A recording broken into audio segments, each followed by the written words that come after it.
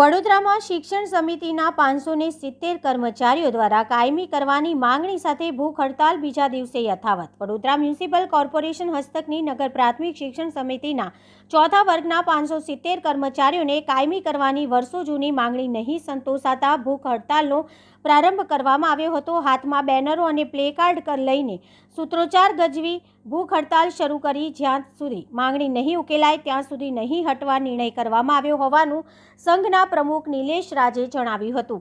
શિક્ષણ સમિતિની મુખ્ય ઓફિસ ખાતે ભૂખ હડતાલ પર 570 કર્મચારીઓમાંથી જે નિવૃત્ત થઈ ચૂક્યા છે તે હાલ નોકરી પર ચાલુ છે તે અને જે કર્મચારીઓના મૃત્યુ થયા છે તેઓના વારસદારો આ ભૂખ હડતાલમાં જોડાયા છે। ત્યારે આજે ભૂખ હડતાલના બીજા દિવસે યથાવત જોવા મળી હતી। જોડાયેલા સભ્યોએ એક વ્યક્તિ સંપૂર્ણ દિવસ અન્ન પાણીનો ત્યાગ કરે છે ત્યારે આજે વડોદરા મહાનગરપાલિકાની સામાન્ય બેઠક મળનાર છે ત્યારે આ ભૂખ હડતાલમાં જોડાયેલા તમામ કર્મચારીઓ આજે પાલિકા ખાતે પહોંચી રજૂઆત કરવામાં આવનાર છે। આજે અચોક્કસ મુદ્દત હડતાલનો બીજો દિવસ છે અને આજે અમારો એક પ્રોગ્રામ એવો છે કે કોર્પોરેશન ખાતે આજે સામાન્ય સભા છે અને એ સામાન્ય સભામાં જે કોઈ સામાન્ય સભામાં બેસવાના હોય, મેયર હોય, ડેપ્યુટી મેયર હોય, કમિશનર હોય, તમામ કાઉન્સિલરો હોય, એમને અમે એક પરિપત્ર આપવા જઈ રહ્યા છે અને લગભગ સાંજે 4 વાગ્યાની આસપાસ।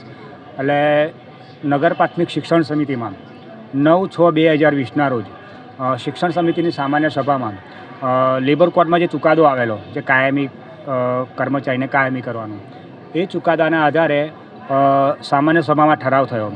એ ઠરાવ ગયો કોર્પોરેશનમાં મંજૂરીના અર્થે અને એ જ વર્ષમાં એટલે કે 7/12/2020માં એ સમયે મેયરશ્રી હતા જિગીશાબેન શેઠ, એ સમયે એમણે એવું કહ્યું કે જે આ ફાઇલ છે એનો મારો અભ્યાસ કરવાનો રહી ગયો છે એટલે હું એ ઠરાવ અત્યારે મુલતવી કરું છે। એટલે અમારી માંગણી પહેલી તો એ જ હશે કે એ જે સામાન્ય સભામાં ઠરાવ મુલતવી રહેલો છે એ ફરી સામાન્ય સભામાં એ ઠરાવ લાવો અને એને મંજૂર કરો। આ એક વસ્તુ થયું। બીજી વસ્તુ, એ લોકોએ જે કમિટી બનાવી છે કે તમારા વકીલ અમારા વકીલ બેસીને એક સમાધાનની ફોર્મ્યુલા નક્કી કરે, તો એ આજકાલમાં વકીલોને બોલાવી અને એ જે ફોર્મ્યુલા છે એ તૈયાર કરે। ત્રીજી વસ્તુ એવી છે કે અમારે હાઈકોર્ટમાં કેસ ચાલુ છે, હવે ચાલુ છે અને સમય જાય છે, એનું કારણ એ છે કે કોર્પોરેશનના જે લીગલ એડવાઇઝરો છે એ એમના વકીલોને તારીખના દિવસે હાજર નથી રાખતા।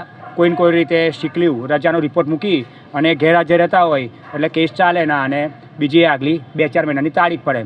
એટલે એ તારીખ પણ આ વખતે જે હશે તો એમાં એ લોકોના વકીલો હાજર રહે એવો અમે ફૂલ પ્રયત્ન કરવાના છે। એટલે આ 3 રસ્તે અમે લોકો ગમે ત્યારે આ રીતનું અમે કરવાના છે અને અમારું જ્યાં સુધી આમાંથી કોઈમાં એક 3માંથી એકમાં પણ અમારું જો કોઈ સમાધાન નહીં આવે ત્યાં સુધી અમારી હડતાલ ચોક્કસ મુદ્દતની રહેશે।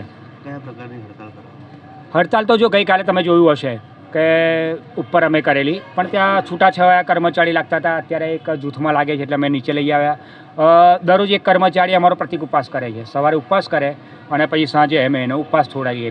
પણ સમય જતાં જો એ લોકો અમારી માંગણી નહીં સંતોષે તો આ 570 કર્મચારી કન્ટિન્યુઅસ ઉપવાસ પર જશે કલેક્ટરના કમિશનની મંજૂરી લઈને।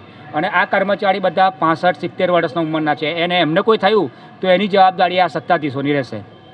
શું પરિચય? નિલેશ રાજ, ચોથા વર્ગ કર્મચારી સંઘ પ્રમુખ।